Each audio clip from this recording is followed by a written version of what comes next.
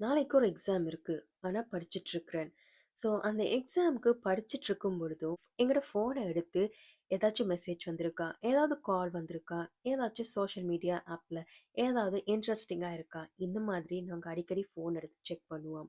So இது வந்து ஒரு பெரிய ஒரு டிஸ்ட்ராக்ஷன். இந்த டிஸ்ட்ராக்ஷன்ல இருந்து நாங்க என்னன்னு எங்கள சேவ் பண்ணிக்கொள்றது. இந்த எக்ஸாம நாங்க பெஸ்ட்டா நாங்க செய்யணுமா இருந்தா, இந்த மொபைல் ஃபோன் ஏதாச்சும் சத்தங்கள் பக்கத்து வீட்ல யாராவது கதைக்கிறாங்க. படிச்சுட்டு இருக்கவங்களுக்கு அது ஒரு டிஸ்டர்பா இருக்கு.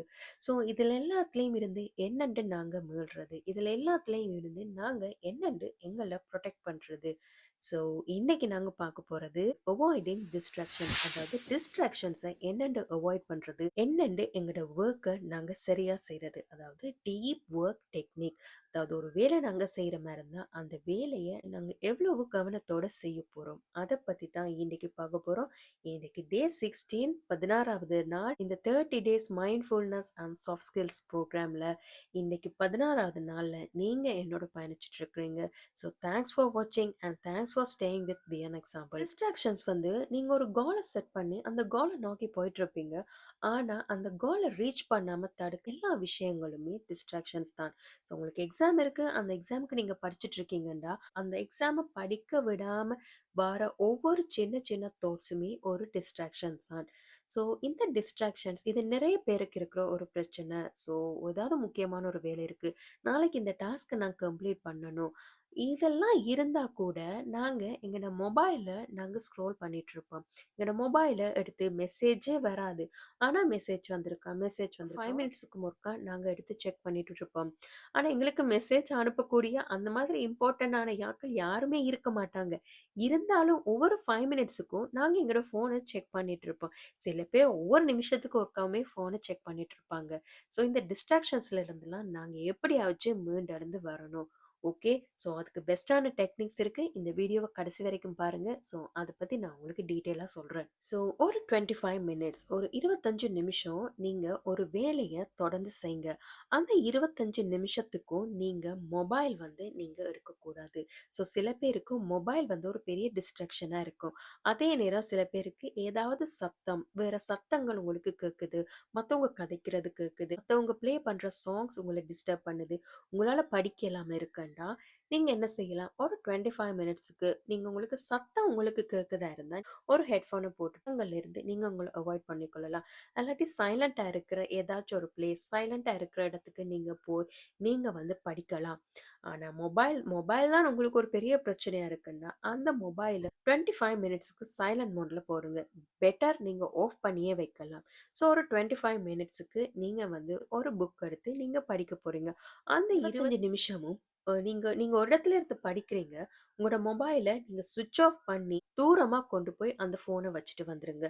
ஆஃப் பண்ணி பக்கத்துல கூட வைக்க வேணாம். ஏன்னா நீங்க ஆன் பண்ணி பார்க்கறதுக்கு நிறைய சந்தர்ப்பம் இருக்குது. அதனால நீங்க ஆஃப் பண்ணி தூரமா கொண்டு போய் அந்த ஃபோனை நீங்க ஈஸியா எடுக்க இயலாத ஒரு இடத்துல நீங்க வச்சுட்டு வாங்க. 25 நிமிஷம் நீங்க படிங்க. அந்த டைம்ல உங்களுக்கு மைண்ட் டிஸ்ட்ராக்ட் ஆகுற மாதிரி, உங்களோட மைண்ட் வந்து டிஸ்டர்ப் ஆகுது, டிஸ்ட்ராக்ட் ஆகுற மாதிரி இருந்தா ஃபோக்கஸ் திரும்ப திரும்ப ஞாபகப்படுத்தி பாருங்க. எங்களோட லாஸ்ட் லெசன், எங்களோட ப்ரீவியஸ் லெசன்ல நாங்க படிச்சது, எங்க எங்களோட ஃபோக்கஸ் இருக்கோ அங்க தான் எங்களோட எனர்ஜி ஃப்ளோ ஆகும். ஸோ அத திரும்ப திரும்ப ஞாபகப்படுத்துங்க. ஃபோக்கஸ் பண்ணுங்க. அங்க உங்களோட எனர்ஜி போகும். ஸோ அங்க உங்களோட எனர்ஜி போய்க்குள்ள நீங்க படிக்கிற எல்லா விஷயங்களுமே உங்களோட மைண்ட்ல மனப்பாடம் ஆகும். அந்த டைம்ல அந்த 25 நிமிஷத்துலயுமே ஒரு டாஸ்க்க தான் செய்ய போறீங்க. இப்போ நீங்க ஒரு பாடம் படிக்கிறீங்க, இல்லாட்டி ஒரு டாஸ்க் செய்றீங்கன்னா, அந்த ஒரே ஒரு டாஸ்க்க மட்டும் தான் நீங்க செய்ய போறீங்க. அப்பதான் உங்களுக்கு ஞாபகம் வரும். ஐயய்யோ! எனக்கு இந்த வேலையெல்லாம் பெண்டிங்கா இருக்கே. இந்த மாதிரி வொர்க் எல்லாம் பெண்டிங்ல நான் வச்சிருக்கிறேன் அன்றைக்குள்ள. அத போய் செஞ்சு முடிக்கணும்ன்ட்டு உங்களுக்கு அப்பதான் தோணும். அப்பதான் நீங்க என்ன சொல்றது, இன்னும் நல்ல எனர்ஜெட்டிக்கா வொர்க் பண்ணுவீங்க. அந்த படிக்கிற அந்த டைம்ல ஃபோன் டிஸ்ட்ராக்ஷன்ஸ் எல்லாமே கட் பண்ணியாச்சு. ஸோ அந்த 25 நிமிஷத்த என்னென்ன நான் ப்ரொடக்டிவா பயன்படுத்தலாம்னு சொல்லி உங்களுக்கு தோணும். நீங்க மத்த மத்த வேலையெல்லாம் உங்களுக்கு ஞாபகம் வரும். ஆனா இல்ல, நீங்க மத்த வேலையில எதையுமே பார்க்காம படிப்ப மட்டும் அல்ல அந்த டாஸ்க்க மட்டும் நீங்க சிந்திச்சு, அத மட்டுமே நீங்க ஃபோக்கஸா பார்த்துட்டு இருக்கணும். ஸோ இந்த 25 நிமிஷம் முடிஞ்சதுக்கு பிறகு ஒரு 5 மினிட்ஸ் வந்து உங்களோட மைண்டுக்கு நீங்க ஒரு பிரேக் குடுக்கலாம். ஸோ இந்த மாதிரி உங்களுக்கு ஒரு எக்ஸாம் நீங்க கன்டினியூவா படிக்கிறதா இருந்தா, 25 நிமிஷம் ஓகே படிக்கிறீங்க. பிறகு 5 மினிட்ஸ் பிரேக். இந்த 5 மினிட்ஸ் பிரேக்ல வந்து நீங்க ஃபோன் பார்க்கலாமா? இல்ல.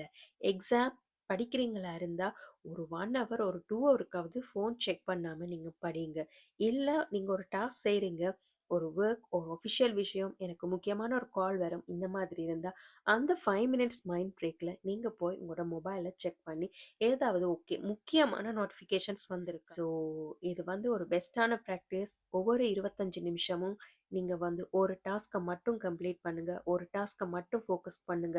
இடையில 5 நிமிஷம் ஒரு பிரேக். அந்த பிரேக்ல உங்களுக்கு ஃபோன் யூஸ் பண்ணத்தான் வேணும் வேண்டா, நீங்க ஃபோன் எடுத்து நோட்டிஃபிகேஷன் செக் பண்ணுங்க. இல்ல நான் படிச்சுட்டு இருக்கிறேன்னா, நீங்க அந்த மாதிரி மொபைல் அந்த 5 மினிட்ஸ் பிரேக்ல கூட நீங்க மொபைல் செக் பண்ண வேண்டாம். ப்ரொடக்டிவிட்டின்றது ஒரு டாஸ்க் இருக்கு. அந்த டாஸ்க்க நீங்க முடிக்கணும். ஸோ அதே மாதிரி டாஸ்க் நான் நிறைய செஞ்சிருக்கிறேன். ஆல்ரெடி 10 டாஸ்க் நான் கம்ப்ளீட் பண்ணியிருக்கிறேன். ஸோ இது என்னோட 11வது டாஸ்க். அதே மாதிரி டாஸ்க் தான். என்னால ஈஸியா செய்யணும்னு சொல்லி, நீங்க ஒரே டைம்ல 2, 3 டாஸ்க் எடுத்து நீங்க செஞ்சுட்ருப்பீங்க. பட் அது வந்து உண்மையான ஒரு ப்ரொடக்டிவிட்டி இல்ல. நீங்க ஒரு டாஸ்க் ஆல்ரெடி நீங்க அந்த டாஸ்க் செஞ்சிருந்தா கூட, நீங்க திரும்ப அந்த டாஸ்க்க செய்யும் பொழுது, ஃபர்ஸ்ட் டைமா நான் இந்த டாஸ்க் செய்றேன். ஃபர்ஸ்ட்டா நான் இந்த டாஸ்க் செய்றேன்ன்ற மாதிரி ஒரு மைண்ட்ல ஃபிக்ஸ் பண்ணிட்டு, நீங்க அந்த டாஸ்க்க செய்யும்போது, உங்களோட அட்டென்ஷன் ஃபுல்லாவே அதுல ஃபோக்கஸ்டா இருக்கும். அந்த வொர்க்கும் அது ஒரு பெஸ்ட்டான ஒரு ப்ரொடக்டிவிட்டி உள்ள ஒரு அந்த வேலை அமையும். ஸோ ஃபோக்கஸ் அண்ட் ஒரு டைம்ல ஒரு வேலைய செய்யுங்க. சரியான ஃபோக்கஸோட நீங்க செய்யக்குள்ள, அது ஒரு பெஸ்ட்டான ஒரு ப்ரொடக்டிவிட்டியா இருக்கும். ஸோ இந்த வீடியோ உங்களுக்கு பிடிச்சிருந்தா லைக் பண்ணுங்க. அண்ட் யார் யாருக்கு யூஸ்ஃபுல்லா இருக்குமோ அவங்களுக்கும் ஷேர் பண்ணுங்க. இன்னைக்கு டே 16. இந்த டே 16 டே 1ல இருந்து டே 16 வரைக்கும் நீங்க இந்த ஜர்னில நீங்க டிராவல் பண்ணிட்டு இருக்கீங்க. இந்த வீடியோ நீங்க பார்த்துருக்கீங்களா இருந்தா, கமெண்ட்ல டே 16 கம்ப்ளீட்டட்ன்னு சொல்லி மென்ஷன் பண்ணுங்க. 30 நாள் கம்ப்ளீட் பண்றவங்களுக்கு சின்னதா ஒரு கிஃப்ட் இருக்கு. தேங்க்ஸ் ஃபார் வாட்சிங் and stay with be an example. நாளைக்கு ஒரு நல்ல டாபிக்கோட உங்களை நான் மீட் பண்றேன். See you tomorrow.